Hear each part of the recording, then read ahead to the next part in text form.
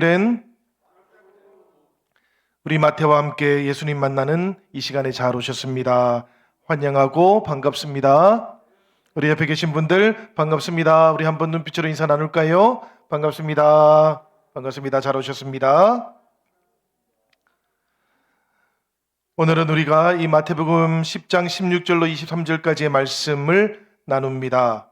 특별히 세상 속으로 파송받은 그 제자들에게 주셨던 예수님의 가르침 가운데에서도 환난을 만나게 되었을 때 어떻게 대처해야 할 것인가 하는 가르침을 살펴보는 시간입니다.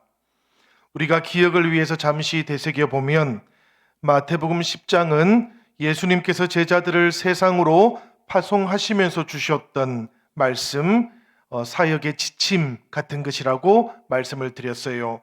우리가 1절에서 4절까지는 파송받는 제자들이 쭉 나오고 있습니다. 그리고 5절부터 15절까지의 말씀 속에서는 제자들이 해야 하는 일과 선포해야 되는 그 메시지가 나오고 있었습니다. 그리고 오늘 우리가 읽었던 본문의 말씀은 세 번째 부분인데요.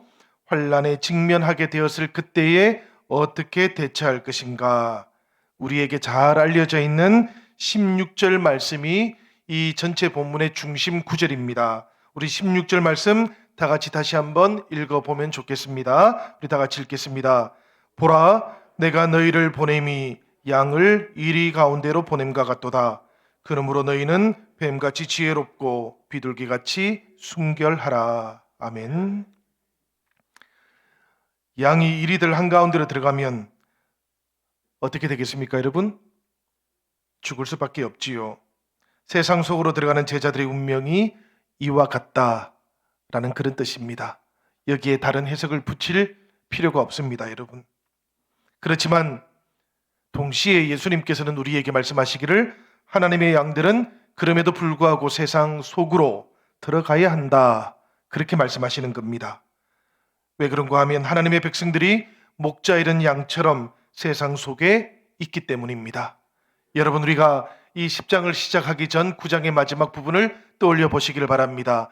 예수님께서 살펴보시니까 이미 밭이 하얗게 물들어 있다라고, 추수할 때가 다가왔다라고, 목자 잃은 이스라엘의 양들이 도처에 깔려서 하나님을 찾고 있다고 그렇게 말씀되어 있지 않습니까? 그렇게 목자 잃은 양처럼 세상 속에 하나님의 백성들이 있기 때문에 하나님의 양들은 세상 속으로 들어가야 하는 것입니다. 누가 하나님의 백성인지 알지를 못합니다. 알지를 못하기 때문에 전해봐야 하는 것이지요. 사실 이것이 대단히 중요한 겁니다, 여러분. 세상 속에 누가 하나님의 백성인지를 우리가 다 알아보면 우리가 그렇게 애써서 전도할 필요가 없습니다. 그렇지만 누가 하나님의 백성이고 누가 하나님의 백성이 아닌지 우리는 알 길이 없어요. 그래서 전해봐야 하는 것이고 물어봐야 하는 것입니다. 그리고 또 알지 못하는 것은 전하는 우리들만 또 아니에요. 세상 사람들 역시 마치 기억 상실증에 걸리기라도 한 것처럼 하나님 망각이라고 하는 그런 상실증을 겪고 있는 겁니다. 그래서 물어봐야 하는 것이고요, 전해 보아야 하는 겁니다. 혹시라도 깨어날 수 있을 것이기 때문입니다. 그래서 주님께서도 그 양들을 이리 가운데로 보내는 것 같다고 할지라도 주님의 제자들을 사도로 세상 속으로 파송했던 것입니다. 여러분, 세상이 이 파송받은 제자들을 세속화시키는 것이 아닙니다. 파송받은 사도들이 세상을 변화시키는 겁니다.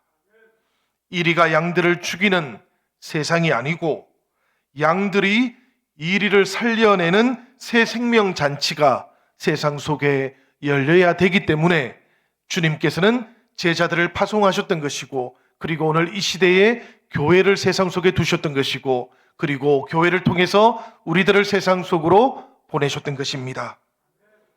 여러분, 이 생명의 구원 잔치를 위해서 제자들을 세상으로 보내셨을 때 우리 주님께서는 제자들에게 놀라운 권능을 주셨다고 합니다. 병든 자를 고치고 죽은 자를 살리고 나병 환자를 깨끗하게 하며 귀신을 쫓아내는 권위와 능력을 제자들에게 주셨다 그럽니다. 그만큼 하나님의 백성들을 찾는 일이 시급했기 때문인 것이지요. 또 예수님께서는 제자들에게 전대에 금이나 은이나 동을 가지지 말고 여행을 위해서 배낭이나 두벌 옷이나 실이나 지팡이를 가지지 말라 그렇게 말씀하기도 하셨어요. 왜 그런가 하면 가는 곳마다 하나님께서 필요를 다 채워주실 것이기 때문에 또 다르게 준비할 필요가 없는 것이다라고 그렇게 말씀하셨습니다. 예수님께서 이 필요를 채워주시는 하나님에 대해서 말씀하시는 구절을 생각해 보거나 혹은 예수님께서 사도들에게 주셨던 이 권능을 생각해 보면 사실 제자들은 강력한 능력, 강력한 권세로 무장이 되어 있는 것만 같습니다. 이런 제자들을 생각해 보고 그리고 또 세상을 생각해 보면 사실 세상이 이 파송받은 제자들을 오히려 두려워해야만 할 것 같아요. 그런데도 오늘 우리가 읽었던 16절의 말씀을 보면 사실은 그렇지가 않습니다, 여러분. 세상을 향해서 파송받은 그 제자들은 양의 비유가 되고 있고 세상은 이리의 비유가 되고 있습니다. 제자들과 세상의 관계가 양과 이리의 관계처럼 그렇게 정해져 있다라는 그런 이야기입니다. 예수님께서 제자들을 양육하셨을 때 양들을 이리처럼 그렇게 양육하지는 않으셨다는 이야기입니다. 예수님께서 제자들을 양육하실 때 그 양들의 이빨을 이리처럼 만들지도 않았다는 이야기예요. 세상은 하나님의 어린 양이 필요한 것이지 양의 얼굴을 한 이리가 필요한 것은 아니라는 이야기입니다. 오늘 이 시대 성도들, 오늘 이 시대 교회도 마찬가지입니다, 여러분. 우리가 하나님의 나라를 위한 권세와 권능을 가지고 있습니다. 하나님의 복음을 전할 수 있는 그런 권세를 가지고 있습니다. 그러나 그럼에도 불구하고 우리가 세상 속에 파송받은 이리는 아닌 겁니다, 여러분. 성도들은 언제라도 하나님의 어린 양의 모습으로 세상 속으로 파송받고 있다는 것을 기억하셔야만 합니다. 제자들과 세상의 이 관계는 오늘 우리가 봉독하지는 않았습니다마는 28절의 말씀 속에서도 비슷하게 표현되고 있습니다. 28절 전반절은 이렇게 되어 있어요. 몸은 죽여도 영혼은 능히 죽이지 못하는 자들을 두려워하지 말고. 이 말씀을 보면 여러분, 영혼은 죽지 않지만 몸이 죽게 되는 사람들 역시 누군가 하면 파송받는 제자들인 겁니다. 그러니까 제자들은 세상 속에 파송받게 될 때 하나님의 말씀으로 인해서 때때로 고난을 당하게 되고 때때로 환난을 겪게 되어 있다라는 그런 이야기예요. 이 말씀들을 가만히 우리가 묵상해 보면 예수님의 이 말씀 속에는 이런 뜻이 담겨져 있는 겁니다. 파송받은 제자들은 하나님의 권능을 힘입어서 세상에 나가서 병든 자를 고칩니다. 죽은 자를 살립니다. 그리고 놀라운 생명의 역사를 행합니다. 그러나 바로 이 일로 인해서 세상은 제자들을 미워하는 겁니다.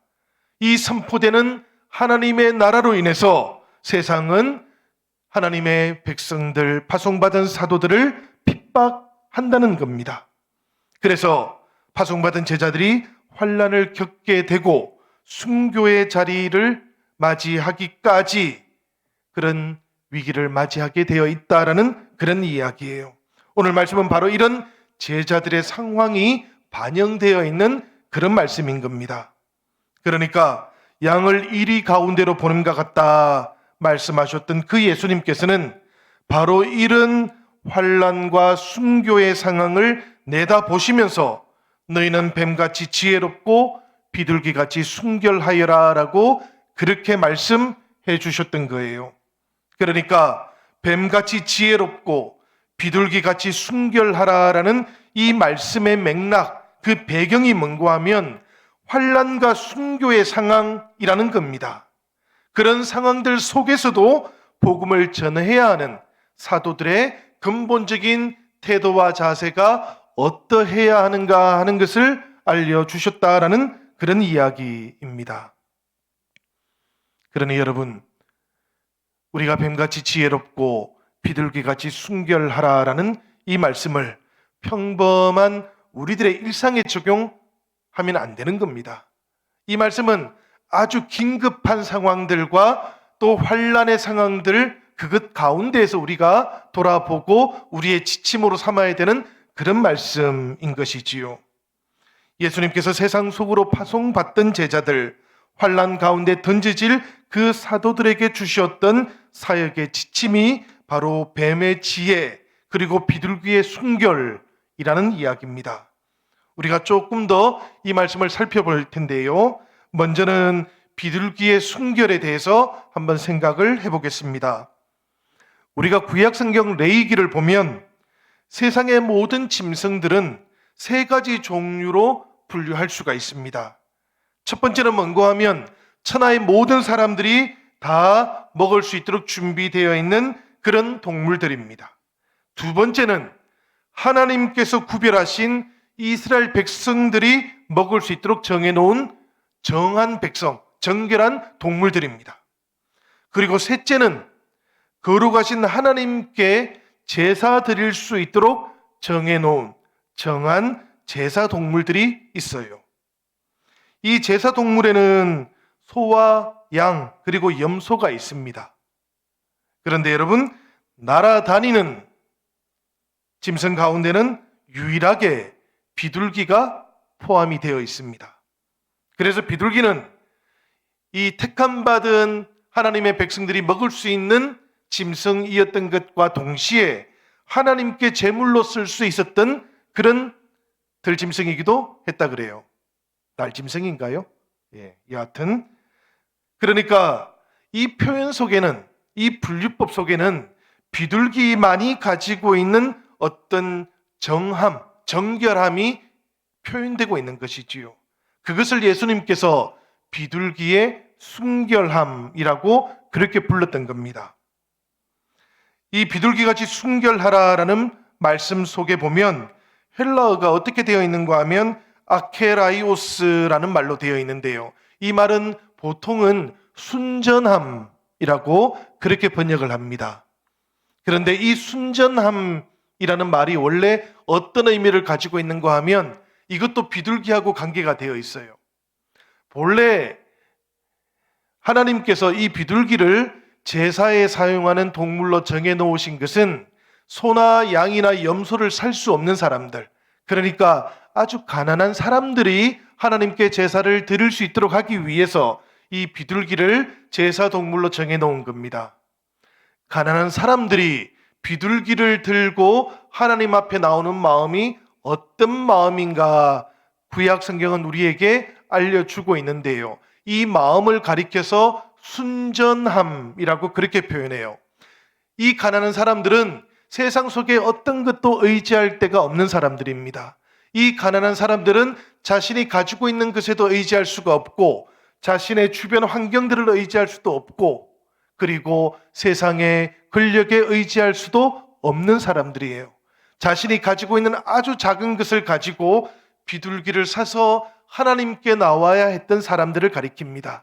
그렇게 그들의 모든 삶을 가지고 하나님께 나오는 사람들, 하나님만 의지하는 그 사람들을 가리켜서 구약 성경은 순전한 사람들이라고 그렇게 부릅니다. 그래서 때때로 이 비둘기는 하나님께만 자신을 의지하는 가난한 사람들을 가리키는 용어로 구약 성경에서 사용되기도 해요. 오늘 성경 속에 예수님께서 너희가 비둘기와 같이 순결하라라는 말씀의 의미는 너희가 이 비둘기를 드림으로 하나님만 의지했던 그 사람들처럼 순전한 마음을 가져보아라라는 그런 뜻을 담고 있기도 하다라는 그런 이야기입니다. 여러분, 우리가 이 땅을 살아가는 동안 하나님의 어린 양으로 파송받은 제자로 살아간다면 우리 안에도 하나님만을 의지하겠다라는 이 순전함이 꼭 필요하다라는 것을 기억하시기 바랍니다. 이 순전함이 환난과 핍박을 이겨내는 능력이 된다라고 주님께서는 우리에게 그렇게 말씀해 주고 있는 것입니다. 두 번째로 생각해 볼 것은 뱀처럼 지혜로워라 라는 말씀이에요. 성경에서 뱀이라는 것은 여러분 좋은 이미지가 아니지 않습니까? 이것은 창세기 3장 1절에 나오는 그 사건 때문에 그렇습니다. 여호와 하나님이 지으신 들짐승 중에 뱀이 가장 어떻게 되어 있습니까? 간교하더라 라고 이렇게 표현하고 있어요. 이 뱀의 간교함, 이것이 하와를 유혹했습니다. 그래서 하와가 유혹에 넘어갔을 뿐만 아니라 또 아담도 넘어가도록 해서 결국에는 사람이 하나님의 동산에서 쫓겨나는 신세가 되었던 것이지요. 그러니까 뱀이라고 하는 이 동물은 결코 좋은 이미지를 가질 수가 없는 겁니다. 그러면 예수님께서는 왜 제자들에게 지혜로울 것을 명하시면서 뱀처럼 지혜로워라 라고 그렇게 말씀하셨던 것일까요? 여러분, 창세기에 나오는 이 뱀이 가장 간교하더라 라는 말씀 속에 간교하다라는 이 히브리어는 본래 아룸이라는 말입니다. 이 아룸이라는 말은 슬기롭다라는 뜻이에요. 우리말로 굳이 번역한다면 그렇게 번역할 수 있겠습니다. 슬기롭다.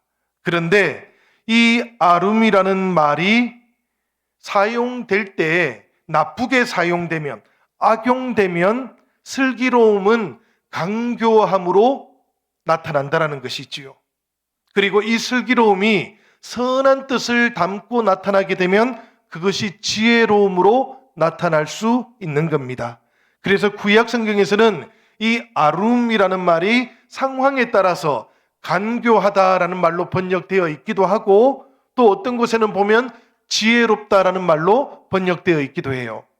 예를 들면은 지혜의 책이라고 불리는 잠언서에는 보면 이 아룸이라는 단어가 수없이 나옵니다. 왜냐하면 지혜를 다루는 책이기 때문에 그런 것이지요. 그런데 그 잠언서에 나오는 수많은 아룸이라는 단어는 한결같이 지혜롭다라는 말로 사용이 됩니다. 그 지혜서에서 단 한 번도 이 아룸이라는 단어가 간교하다라는 말로 사용되지를 않아요. 이 지혜는 하나님의 속성을 가리키는 것이기 때문에 그렇습니다. 우리를 향하신 하나님의 뜻과 경륜을 담고 있는 말이 아룸이기 때문에 그렇습니다. 하나님께서 태초에 천지를 창조하시고 모든 생명들을 창조하셨을 그때에 짐승들 중에서 가장 지혜롭게 창조한 동물이 누구일까요? 성경은 그 동물이 뱀이라고 이야기하는 겁니다. 그런데 이 만물을 선하게 창조해서 지어졌던 이 뱀이 어느 때인지 알지 못하지만 타락했던 것이지요. 사탄이 이 뱀의 속으로 들어왔던 것이지요. 그래서 최상의 지혜를 가지고 있던 이 뱀이 가장 간교한 동물이 되어버린 겁니다. 지금 예수님께서는 이 뱀처럼 지혜로워라 라고 말씀하실 때 하나님께서 가장 지혜로운 동물로 창조했던 그 뱀의 지혜로움을 말씀하고 있는 겁니다. 뱀의 간교함을 말하는 게 아니에요, 여러분. 예수님께서 제자들을 파송하시면서 뱀처럼 너희는 세상 속에서 지혜로워라 라고 말씀하신 것은 간교하여라 라고 말씀하신 것이 아니라는 것을 우리가 좀 기억하면 좋겠습니다. 이게 당연한 이야기인데요. 그런데 생각보다 우리들은 뱀처럼 지혜로워라 라는 이 말씀을 처세술처럼 그렇게 자꾸 사용합니다. 하나님께서 창조의 생명에게 주셨던 지혜로움으로 사용하는 대신에 때때로 위기를 모면하는 그런 처세술처럼 사용해버린다는 거예요. 그때 우리가 사용하는 이 지혜로움이라는 것은 하나님의 지혜하고는 상관이 없을 수가 있다는 이야기입니다. 오늘 우리가 그것을 조금 더 살펴보려고 합니다.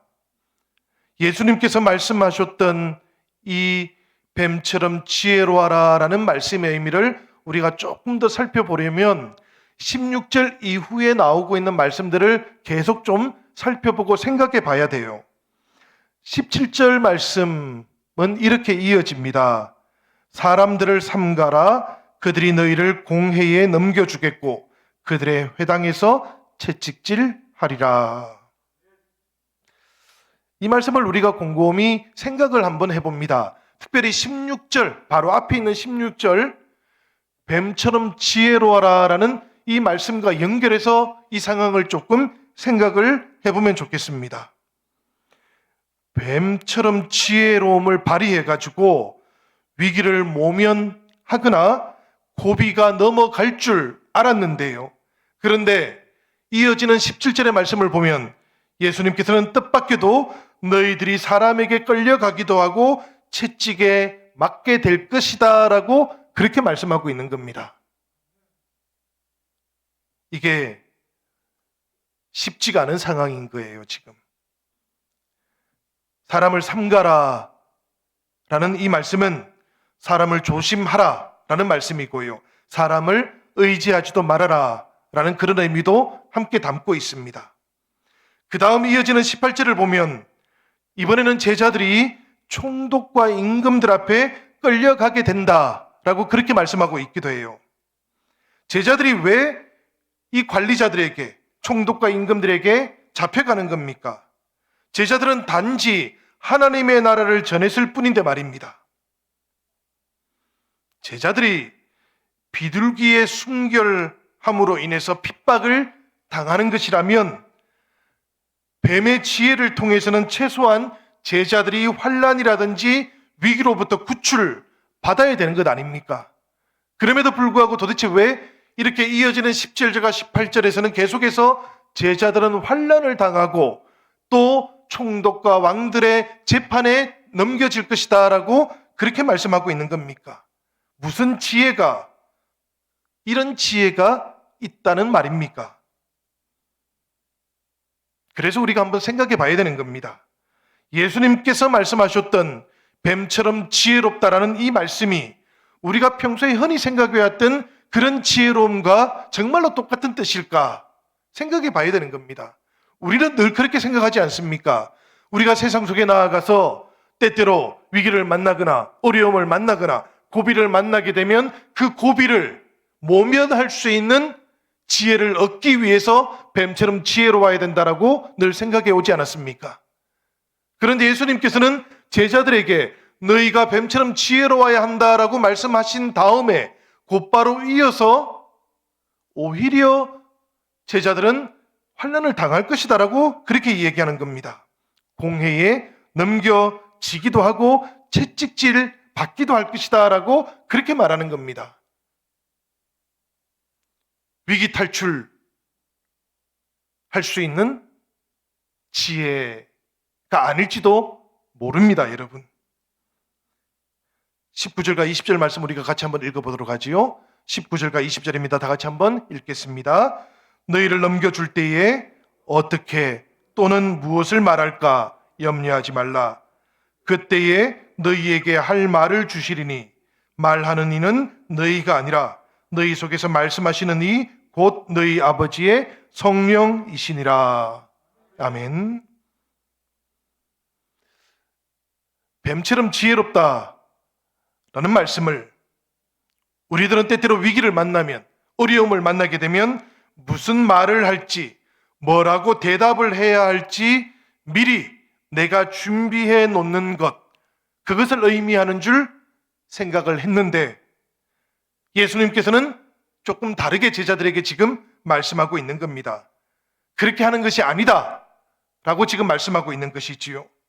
오히려 우리 안에서 말씀하시는 성령을 의지하는 것, 그것이 뱀처럼 지혜로운 것이다 라고 그렇게 지금 말씀하고 있는 겁니다. 성령께서 역사하실 수 있도록 구하는 것, 이것이 뱀처럼 지혜로운 것이다 라고 예수님께서는 지금 환난 가운데 파송받고 있는 제자들에게 말씀해 주셨다라는 그런 이야기예요.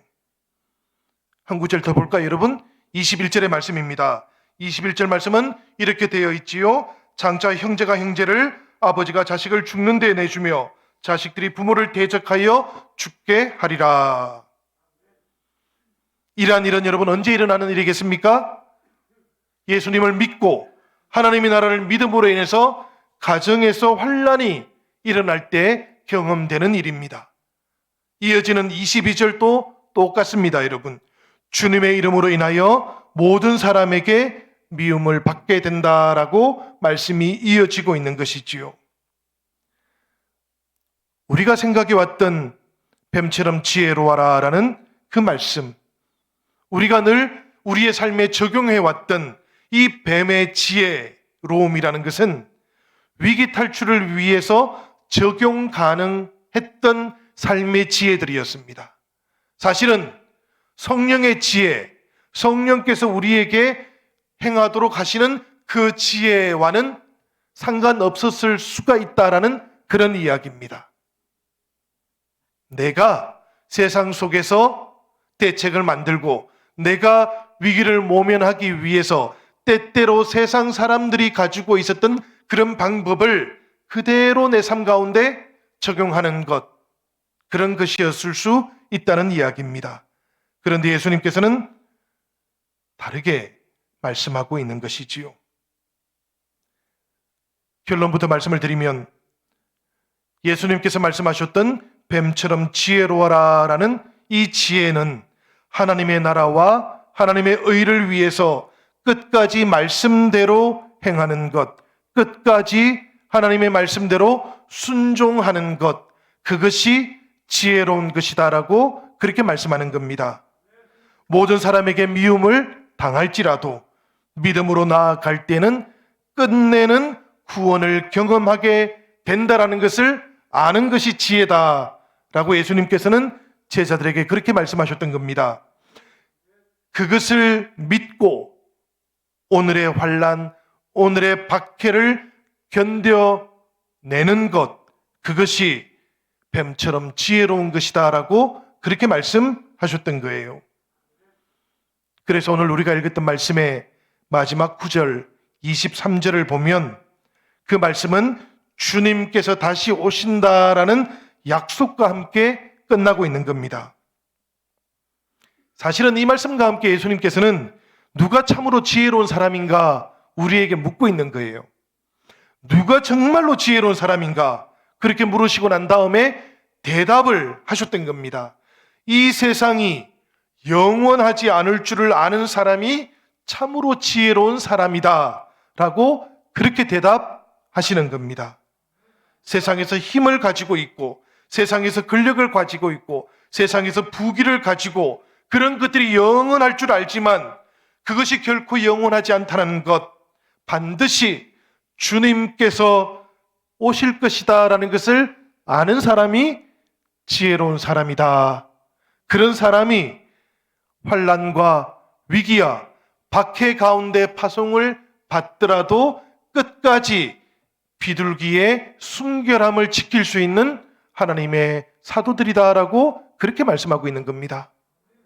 사랑하는 여러분, 주님께서 반드시 오신다라는 것을 굳게 믿고 오늘 박해를 당하고 끌려가고 가족들 간에 불화가 생길지라도 하나님의 나라를 전하고 신뢰하고 그리고 순종하는 것, 이것이 예수님께서는 뱀처럼 지혜로운 것이고 비둘기처럼 순전한 믿음이라고 그렇게 말씀하십니다. 이것이 참으로 받아들이기 어려운 말씀이지요.